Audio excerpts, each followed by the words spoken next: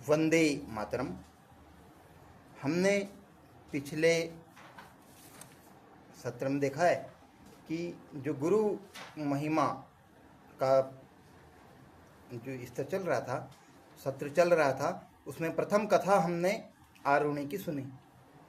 आरुणि की कथा सुन करके ये बात हमें ध्यान में है कि व्यक्ति को ध्येयनिष्ठ होना चाहिए। ध्येय के आगे जीवन को तुच्छ मानने का जो वृत्ति है, ये वृत्ति गुरु कृपा से ही आ सकती है। एक दूसरी कथा हमने उपमन्यु की सुनी, क्योंकि देखिए सभी के अंदर इस प्रकार की क्षमता नहीं होती है कि वो ध्येय को सब कुछ मान सके या अपनी बुद्धि का उपयोग कर सके। तो हमने देखा उपमन्यु इस प्रकार का उदाहरण है कि गुरु जैसा कहे वैसा करते हैं, अपना दिमाग लगाने की जरूरत ही नहीं और हम सब कुछ प्राप्त कर सकते हैं, हम मोक्ष को प्राप्त कर सकते हैं, हम अपने लक्ष्य को प्राप्त कर सकते हैं। दो, अब तीसरी कथा है वेद की। इन्हीं अयोध्या ऋषि के तृतीय शिष्य का नाम था वेद। वेद प्रारंभ से बहुत मेधावी थे, परंतु अयोध्या में इन पे बेलों की तरह काम करवाते थे।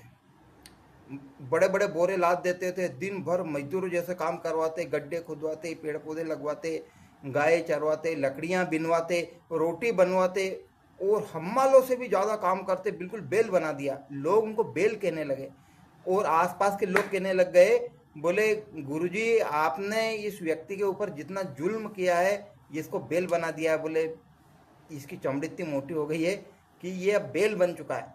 बोले इतनी परीक्षा लेने की जरूरत नहीं है। जब अन्य लोग भी कहने लगे, ब्रह्म ऋषि कहने लगे, बोले बस बस अब बस करो भैया, अब जो आपको ज्ञान देना है ये देने के योग्य पात्र हो गए हैं। तभी अयोध्या में अपने शिष्य वेद को बुलाते हैं और बोलते हैं, बोले आज तुम्हें गुरु दक्षिणा देने का समय आ गया है, तुम्हें गुरु दीक्षा देने का समय आ गया है।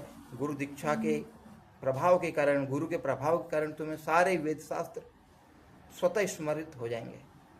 ये प्रणाम करते हैं, बोले गुरु जी गुरु दक्षिणा में आप कुछ मांगिए। बोले मुझे कुछ नहीं चाहिए, तुम्हारी गुरु माता को कुछ चाहिए तो पूछ लो। ये अपने गुरु माता के पास जाते हैं, गुरु माता बोलती है, बोले मुझे भी कुछ नहीं चाहिए।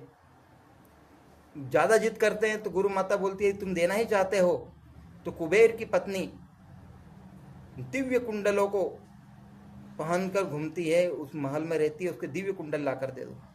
ये जाते हैं कुबेर के पास और उनसे मांगते हैं, उनके कुंडल मांगते, तो कहती है, बोले कुंडल तो दे रही हूँ, परंतु कुंडल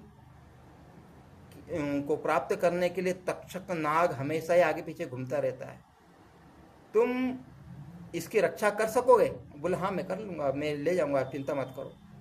ये लेते हैं, वो एक जगह पानी पीने के लिए रुकते हैं और उसी समय जो तक्षक नाग है वो छपणक बन करके, छोटी कद काठी का व्यक्ति बन करके उन दिव्य कुंडलों को चुरा लेता है। अब उन दिव्य कुंडलों को चुराते हुए तक्षक को देख लेते हैं कौन? वेद नाम की जो ऋषि है, वेद नाम के शिष्य, वो देख लेते हैं। उस तक्षक नाग का पीछा करते हैं, पीछा करते करते करते नागलोक तक चले जाते हैं। नागलोक में भी देने से मना कर देता है, बड़े बड़े सर्प और पूरा डराने वाली स्थिति। तो ये बोलते हैं, बोले तक्षक यदि अभी भी मेरे दिव्य कुंडल नहीं लौटाए तो तुम्हारी सारी नगरी को भस्म करने की क्षमता रखता हूं मैं। अपने शक्ति का प्रदर्शन किया है इन्होंने। तो तक्षक नाग ने सोचा पहले ही अपने एक को मारते वहां तक चलेगा, फिर सबका नुकसान हो जाएगा, इसलिए कुंडल इसको दे दो, दे दिए। और ये वापस गुरु माता के पास आते हैं और कुंडल देते हैं। तो यहाँ पे तीसरी चीज क्या है? कष्ट सहन करना। यदि हम कष्ट सहन कर सकते हैं तो ये वास्तव में ये गुरु कृपा के द्वारा ही संभव है। तो गुरु कृपा के द्वारा ये प्राप्त होता है। ये तीन चीजें प्राप्त होती है। ये तीन चीजें यदि प्राप्त हो गई तो समझ लीजिए कि आपके ऊपर गुरु की कृपा है और आपका भला होना निश्चित है। कौन सी? नंबर एक, गुरु कृपा से होने वाले तीन चीजें। एक, ध्येय को प्राप्त करना और ध्येय पर अडिग रहना। एक, दूसरा नियम पालन करना, नियमों को नहीं तोड़ना। दो, और तीसरा कष्ट सहन करते हुए भी कार्य मग्न रहना, प्रसन्न रहना। ये तीन। अब मिलते हैं अगले चक्र में अगली कथा के साथ कि आखिर जो जन्मेजय के गुरु है वो गुरु की महिमा, ये 3 महिमा बताने के बाद में आगे क्या कहते हैं और क्या होने वाला है यज्ञ का परिणाम, मिलते हैं अगले एपिसोड। जय श्री राम।